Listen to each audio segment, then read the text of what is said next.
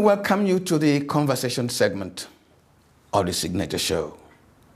You know that last Sunday I made a promise that we were going to continue with the debate we kickstarted on the advice of the Vice President regarding the costs of running government in Nigeria. But we in this country, we have a saying that when you see what is more important than the yams, you sell the entire ban. Now, you know that in the past couple of weeks, the anti-corruption community in Nigeria has been in a storm. A storm because the poster face of that campaign, Ibrahim Magu, acting chairman of the Economic and Financial Crimes Commission, was fingered for the same offense he's fighting. Since that fingering, pardon my language, the president has constituted a panel to invest the allegations arising. Those allegations came from two major dimensions: from the Ministry of Justice, although officials of that ministry have since kept mum as to the details of an alleged memo they wrote. But another from an individual Nigerian, Dr. George Uboh. He had the audacity to put his allegations on tape and put a face to it. It went viral. There have been other contending contributions to the entire allegation. This afternoon, we have Dr. George Uboh with us. Dr. Uboh, welcome to the Signature Show. Good afternoon, sir. Let me ask you a question, which you do not, I hope you don't mind, and that is, what gave you the audacity? What gave you the confidence and sense of safety to put your face to the issues you raised against the chairman of the EFCC?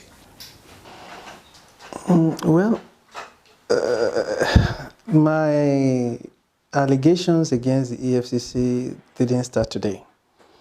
It started as far back as 2013, when I was engaged by Bayelsa State government to recover funds EFCC recovered from late DSP Alemesi that they meddled with. So it's been an ongoing thing. For me to come out now, so it's not something new. It's been ongoing. You will recall I even went to the Senate, August 2015. It's just that because the allegation is against EFCC. However, any chairman sitting at the helms of affairs at any given time becomes the person I'm targeting, because that is the person at the helms of affairs. But particularly with Magu, I would want Nigerians to understand that EFCC was started by the trio of Rebadu as chairman, Lamode as head of operations, Magu as a team leader. So all the shenanigans at the EFCC from inception, Magu has been involved. I will quickly run down what I had when I went to the Senate in 2015 and what I have now. From inception to 2013, EFCC recovered their own record, 2.051 trillion naira, out of which only 6.7 billion naira, the record is here, was remitted, leaving a balance of 1.993 trillion. Of course, I took this matter to the Senate. That was all I needed to show, but I was able to delve into specifics. The Tafa Balogun funds, I was able to show that 15 bank accounts were restrained from Tafa Balogun from the defunct Fountain Trust Bank, which metamorphosed into Spring Bank. EFCC, I have the document here, EFCC calculated these 15 bank accounts came up with a bit over 2 billion naira in his internal record. But you pick up your calculator, you calculate it's over 3 billion. Now, let's say it's inadvertence. Let's say it's a miscalculation. But it became a premeditated crime when EFCC transferred the funds from Spring Bank to EFCC's own Access Bank account. It was the same adulterated figure that they transferred. When I finished my Senate testimony, the following day, I received a phone call from Tafa Balogun. He said, Dr. George Uboh? I said, yes. He said, this is Tafa Balogun. He prayed for me. Thanked me for what I'm doing. But he said, look, whatever happened to the assets forfeited that the EFCC stole or whatever, hold Magu responsible. That was then? Yes. I'm giving you a historical background, what he did then and what he's doing now. He said Magu was the IPO who documented my, you know how it is in the law enforcement parlance, is the IPO who records your, or inventories your seized assets that is responsible for the whereabouts of those assets. And when you now go into the shares forfeited by Tafa Balogun and so many other things, so Magu's culpability was very clear back then before he became the acting chairman. Now, when Magu came on board, after I went to the Senate Committee on Public Petitions led by Samanyang, you know what happened. They recommended the arrest, prosecution of Lamode. Lamode was asked. Magu came on board. Magu quickly went to the House of Reps, to the Committee on Financial Crimes, that's the Committee Oversight in EFCC, yes, chaired by Kayode Oladele, who happened to be the Chief of Staff to Lamode. He was Chief of Staff to Lamode, ran for election, won election, came to the House of Reps, and was made Chairman Oversight in EFCC. So I think that one, anybody can infer, you know, the conflict of interest there. So he now quickly ran there and said that all exhibits, all forfeited assets from inception at the EFCC are intact, that EFCC does not meddle with forfeited assets. That is Magu now. I said, okay. I wrote him a letter thanking him for recognizing that EFCC does not meddle with recovered assets, yes. But because I have overwhelming and irrefutable evidence, I tendered at the Senate showing that 1.993 trillion naira has not been remitted to the federal government. So I want to believe that the 1.993 trillion naira is intact. And I gave him 7 days to return the monies.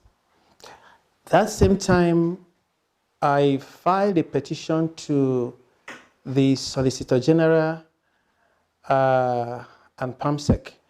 You know, when the president came on board, it took about 6 months to appoint. Yeah, so you had Abdullahi Yola, who was the Solicitor General and PAMSEC at the Ministry of Justice. So I filed a petition to him with the requisite evidence. So he now sent a letter to me stating that he has directed the EFCC to investigate my allegation of the 1.993 trillion naira not remitted. Of course, the EFCC didn't do anything.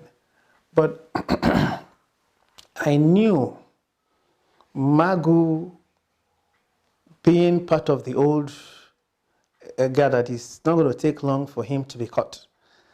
Now, you recall that on December 4th, 2016, there was a public spat between Ribadu and Farida Waziri. And Farida Waziri challenged Ribadu. He said, Nuhu Ribadu, please tell Nigerians the billions of naira you recovered, you did not document. Now, I came out publicly and said, good. When you have two armed robbers in court and they are confessing, you don't need to proffer any more evidence. This is not Judge Uboh speaking. These are two former EFCC chairpersons airing their dirty laundry. What I'm trying to say is, it is not even about Magu or Ribadu or Lamode or Waziri. It is a culture at the EFCC. That culture has been there from the inception and is ongoing. So even having somebody who has been part of that culture to come and head the EFCC is going to incubate, is going to just sit on everything and cover up.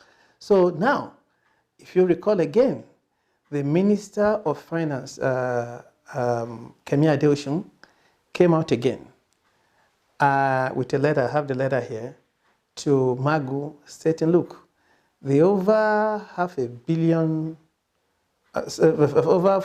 billion naira recoveries you said you are touting in the media, I don't have any of it here. I have two big documents here. I wish I could read it. Please, my viewers, this is a conversation. Okay. They've been interested in, Okay. you're making reference to one or two of them. Okay. And this, if you can bring them, we'll be obliged, but let's go ahead. But if you can bring them. Yes. This is no, those two big ones there. Okay. This is now. This is EFCC report on inventory, the audit. This is EFCC's own document. I don't bring any other document when I talk about it. That's why they can never refute me. This is EFCC's own document, prepared by KCBC partners. That's the auditors.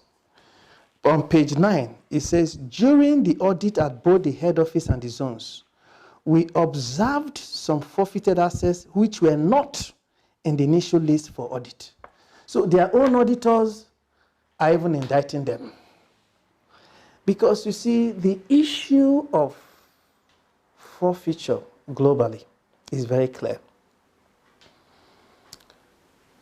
When you arrest a criminal suspect, everything you seize must be documented to the last pin.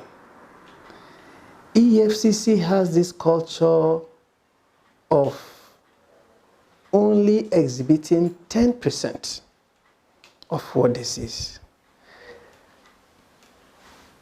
I stand very bold to say that over 95% of assets forfeited abroad don't make it to Nigeria.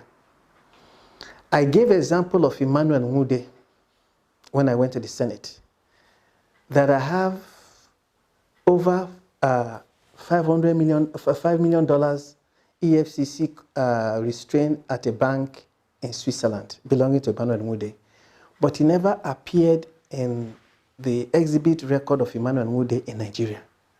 Emmanuel Nwude called me from London after I appeared at the Senate and said, my brother, you are very correct, because no Nigerian would have known that such money was picked up in Switzerland. I said, well, yes, I have the record it was picked up, but it didn't appear.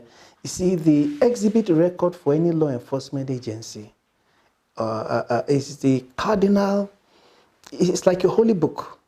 Any law enforcement officer, your exhibit record is your holy grail. Yes, you don't joke with it.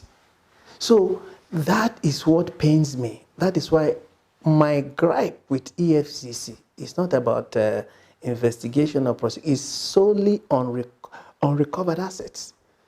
And the reason I blame us Nigerians is because, in my opinion, EFCC is a child born in error.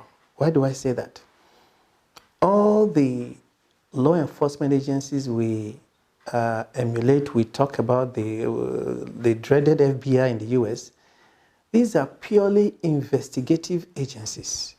You investigate, you hand over your investigative report to the Department of Justice to prosecute. Even South Africa here, we have what they call NPA, National Prosecuting Agency.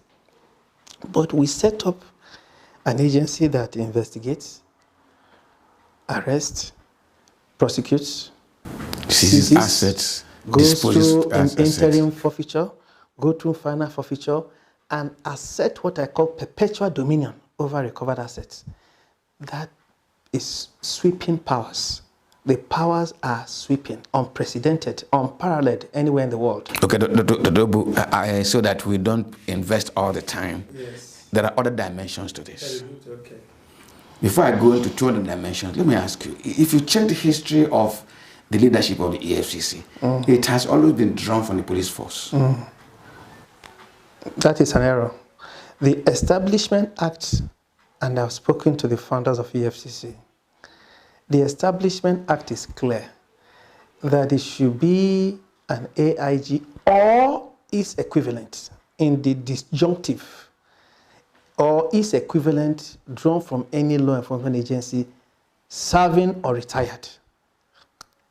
Now, yes. Since we seem to be having this recurring hunter turning the hunted, from headship of EFCC drawn from the police force, which police force, with all due respect, doesn't seem to have the brightest credential when it comes to anti-corruption.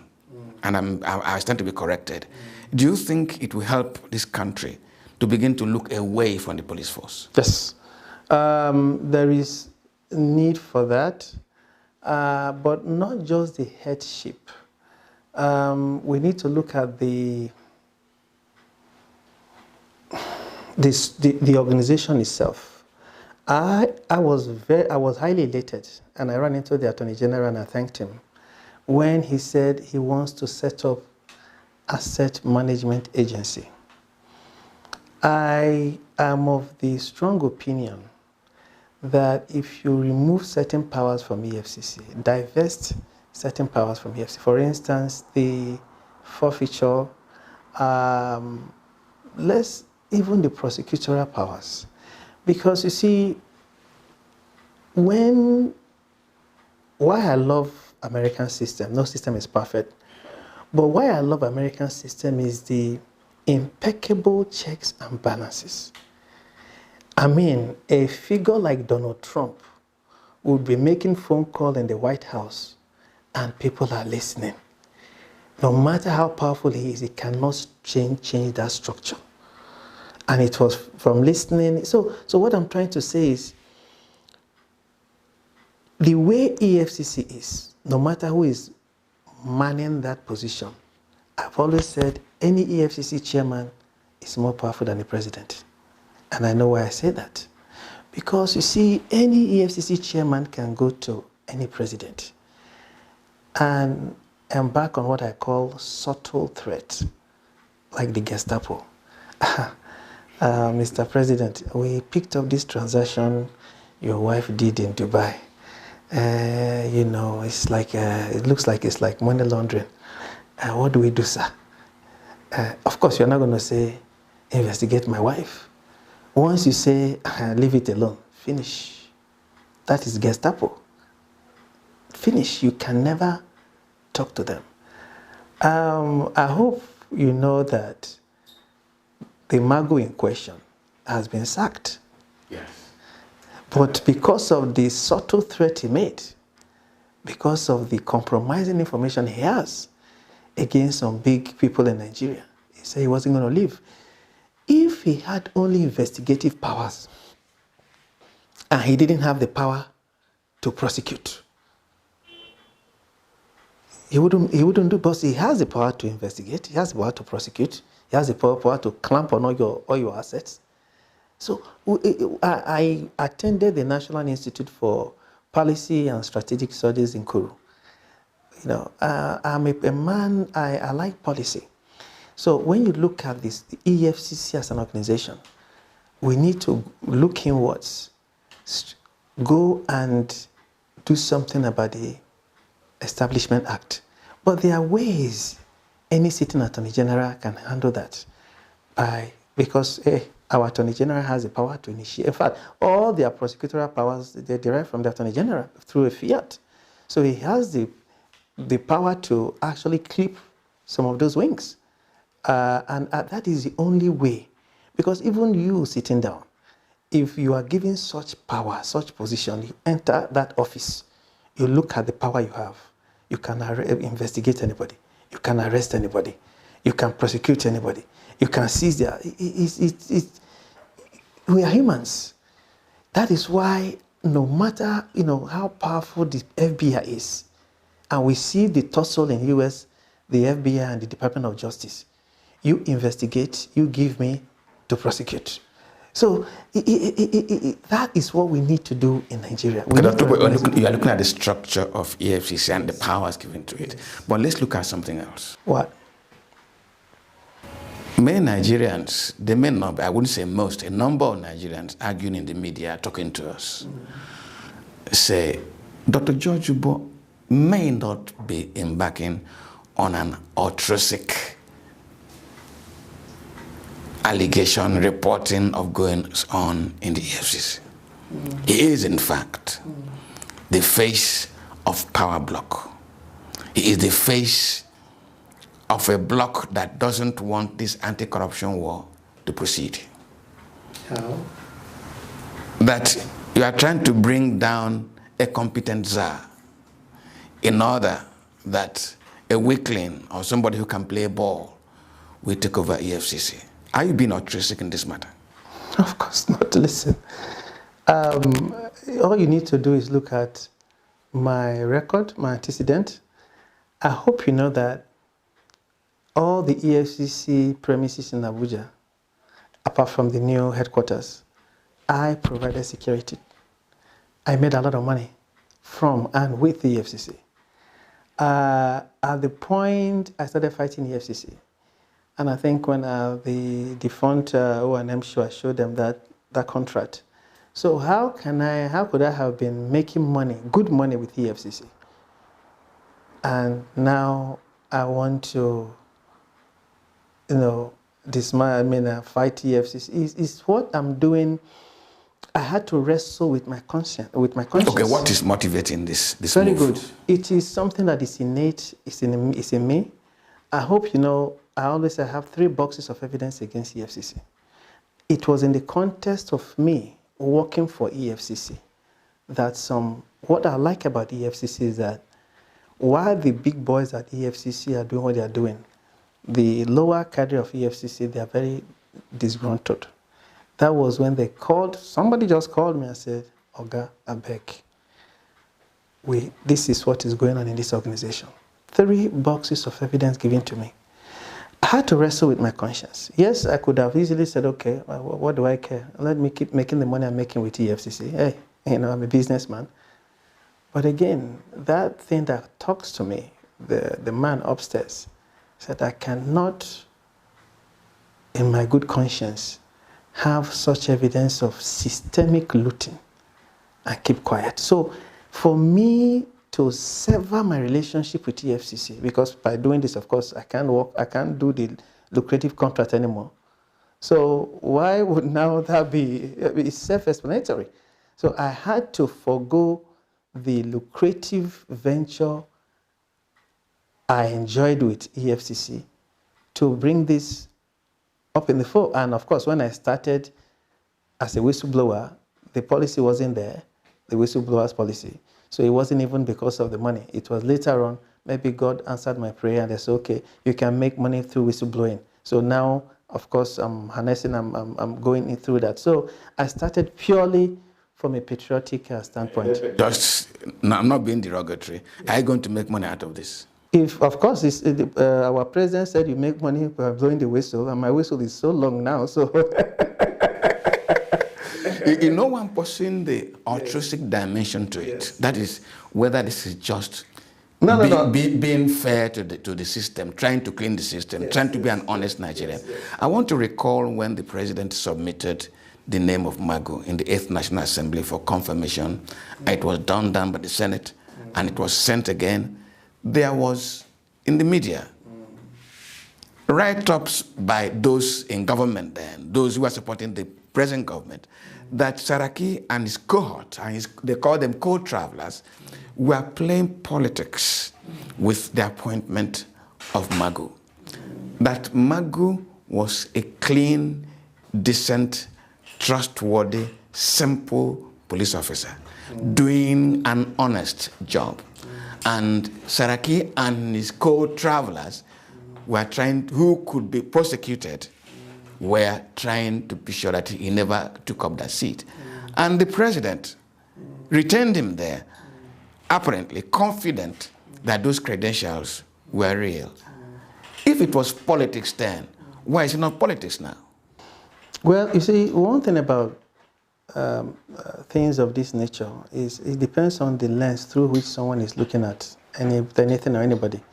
For someone who doesn't have the dossier I have on Magu or anybody, they are free to say what they want to say.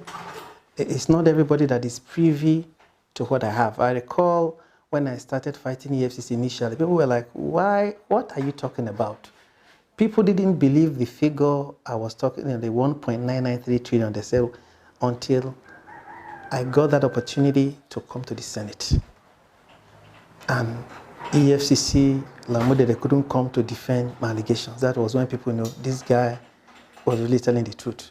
So for someone who doesn't have what I have against Magu, I wouldn't blame them if they thought Magu was upright.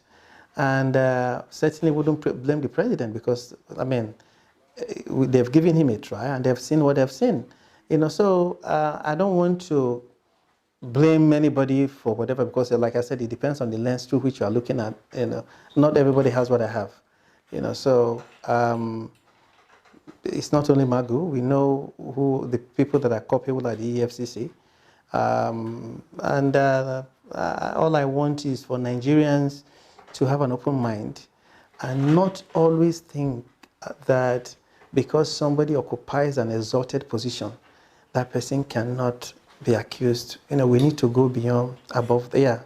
Dr. Uboh, are you expecting a clean sweep or just the removal of the headship of EFCC?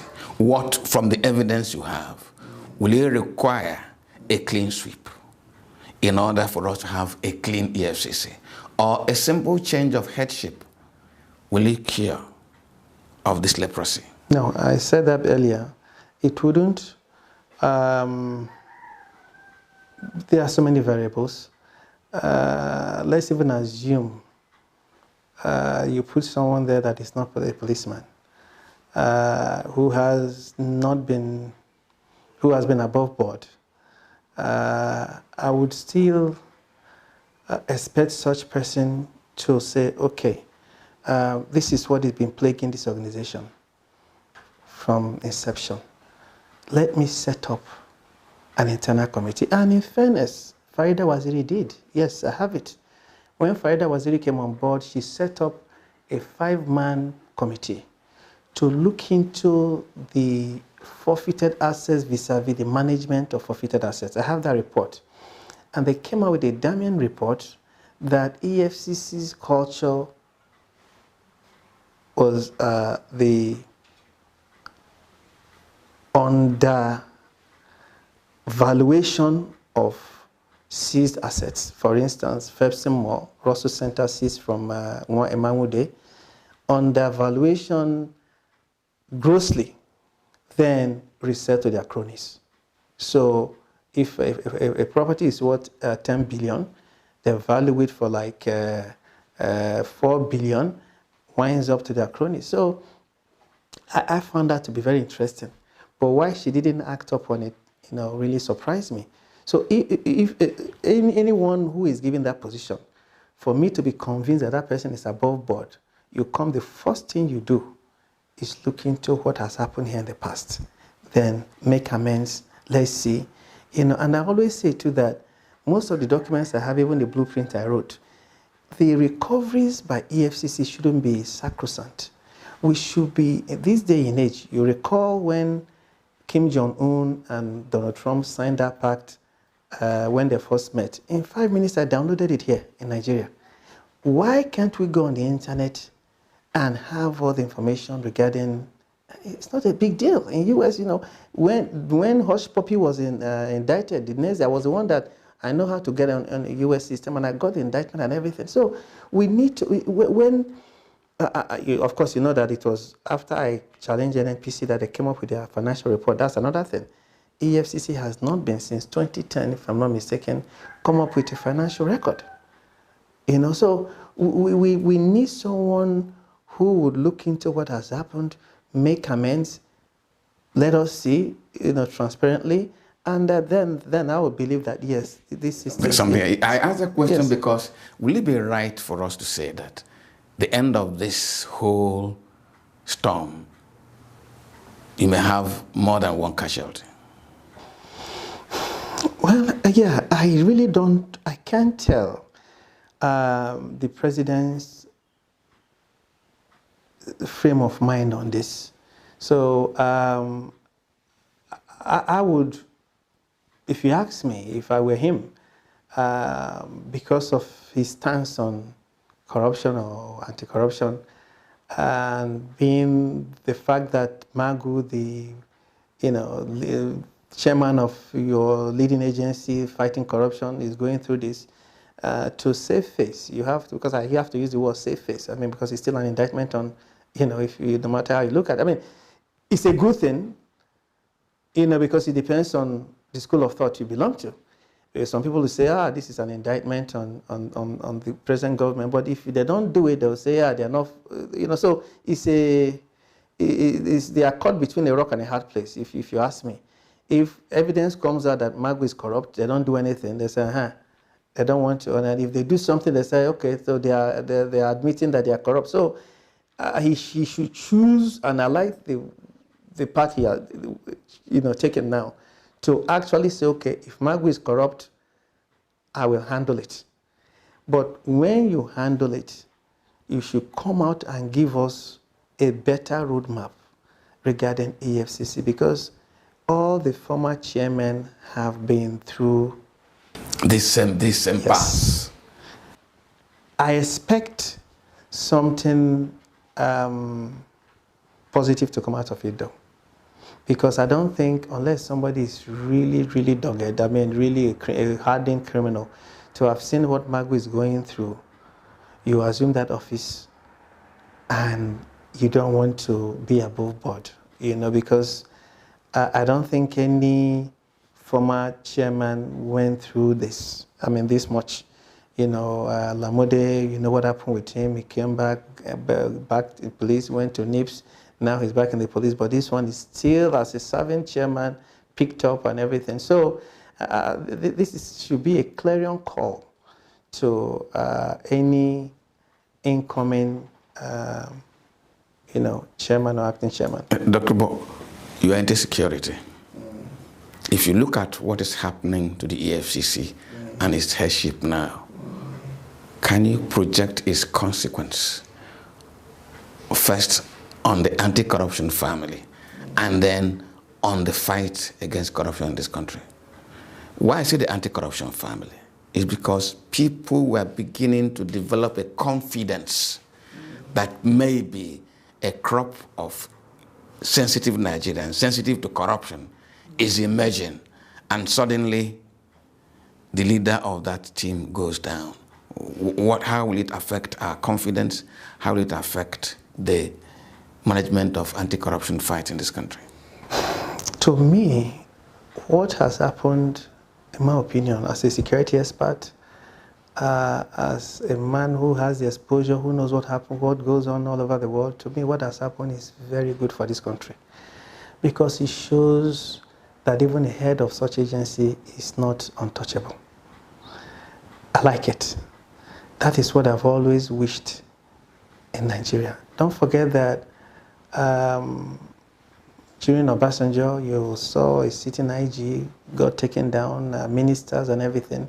When you do that, so there was this fear, Obasanjo. So Buhari needed to do this.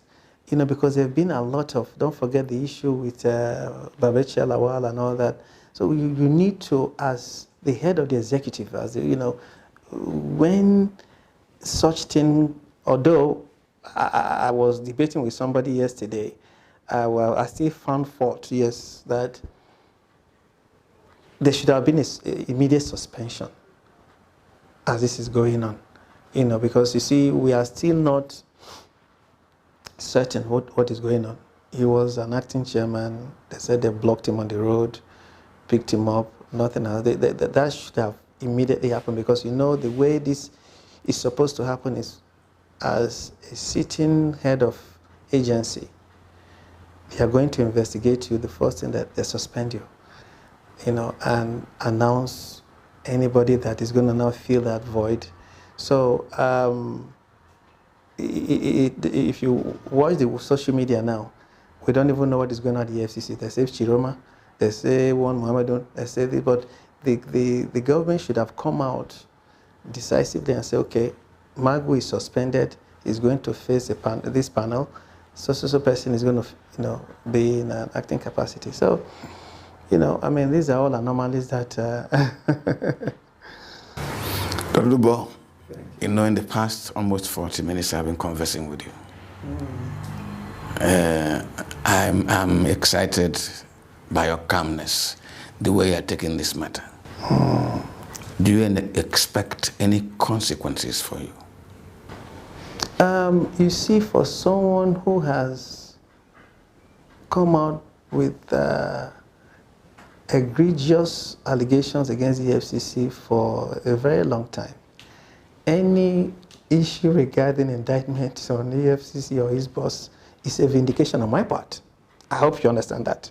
So I have to be very calm, because all the phone calls I get is like, George, you have always said this. You have always said this. So EFCC is a cesspool of corruption. I have the evidence. So I'm laughing. I'm elated. Dr. I'm heading to somewhere. Go ahead. Let's see how I can conclude this conversation. Okay, go ahead. No, finish your thought. I'm highly elated because, you know, it's an area that nobody wants. People either have inclination or have the evidence, but nobody wants to touch. So it's a vindication. You know, that's what I can say on my part. Beyond the vindication, there are 3 notable Nigerians who had invited to converse on this issue. They all declined. The last word on Wednesday evening was that it was a dangerous path to tread. Are you afraid for yourself? I know it's a tough job, as you say in the US, it's a tough job, but somebody got to do it. It's a tough job that somebody got to do it. That's what the judge says. And wish him all the safety. Yes. And let's take his word. This is altruistic. That is in the interest of a clearer society. Yes. This conversation has not ended. As the days roll by, we are sure that there will be developments, and we'll keep you updated. But please let me also apologize that we're not bringing you this Sunday. That conversation and assignment given to us by the Vice President to begin a debate on the cost of governance in Nigeria. For now, Dr. George Uboh, thank you for coming to the show. Thank you, sir. My name remains Magu, who led the conversation. Continue next Sunday. Good afternoon.